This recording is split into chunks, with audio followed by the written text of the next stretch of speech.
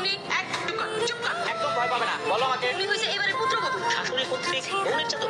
ঠিক কইছে। আপনি আসছেন, চলেন আপনার খাইতে দিই। লাগবে না, আমি খেয়ে আসছি। আচ্ছা ঠিক আছে, তাহলে আপনি ফ্রেশ হয়ে শুয়ে পড়েন। এইভাবে কথা কইতেছো কেন? কি সমস্যা? না, সবকিছু ঠিক আছে। মা, মা, কি হয়েছে? অজ্ঞান হয়ে পড়ে গেল। সিম্প্যাথি নেওয়ার চেষ্টা করছি। মা, আমার তো মনে হচ্ছে ওর গায়ে জ্বর। হ্যাঁ, গাটা একটু গরম আছে। তুই যা ওষুধ নিয়ে। এখন কি হবে? কিছু একটা হয়ে গেলে আমাদের বিপদ। চুপ কর, বললে মরবে, অসুখে মরবে।